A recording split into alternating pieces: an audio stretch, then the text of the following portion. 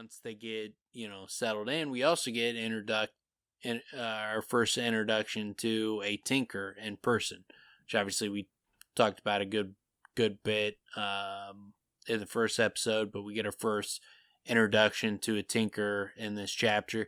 Not a lot to learn from him. He's just kind of off on the side, but that's our first interaction with a tinker is in this episode.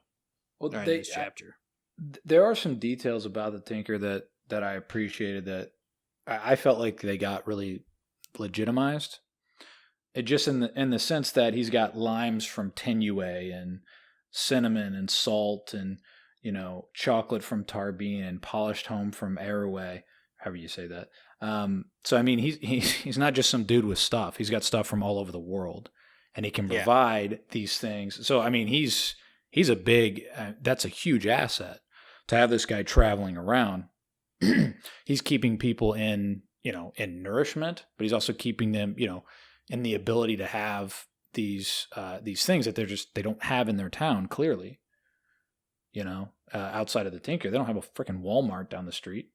Right? They don't have a city market, it seems like. It seems like this guy is extraordinarily important in terms of what he provides. Also, just like his little it's not a limerick. Just like I kind of picture when he's yelling the stuff out, like going to a baseball game, the guy's selling beer.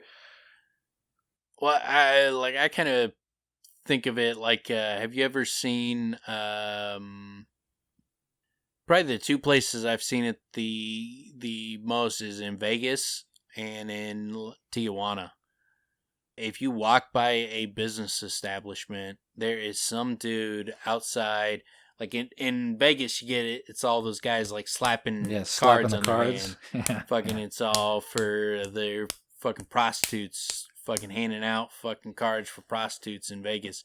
If you've never been to Vegas, it's a fucking trippy experience when you're walking down and you got these guys slapping cards together. Like, hey, man, hey, check this out. And they hand it to you, and it's just a card for fucking to call a prostitute. and like Tijuana, it's a very similar thing, except for they're just trying to get you to go into the bar. And so they're just fucking running up to you and hassling you, trying to like herd you like you're sheep or cattle into the bin, trying to shuffle you into their bars. New Orleans has the same sort of thing where there'll be a guy like just right outside the bar, maybe playing like a harmonica or some shit, or he's just kind of trying to chat you up a little bit and be like, yeah, look what we got going on, and just try to like get you to come in the bar. The Vegas thing's funny, man, because for me, the first time I went out there, it's something about popping it and handing it.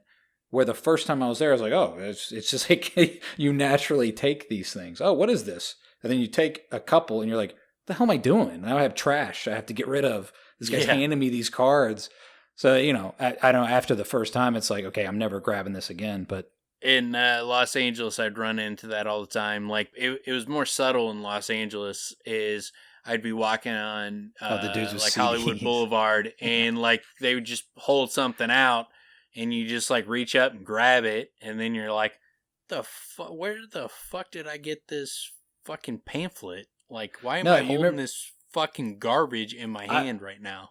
I remember when I first moved to LA, these guys would hand out their mix CD or the CD, and I'm like, I just grab it, and they're like, wait, that's $8, that's $8. I'm like, wait, what?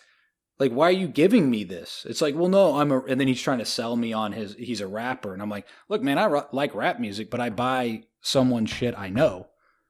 Yeah. I'm not just going to buy your random CD.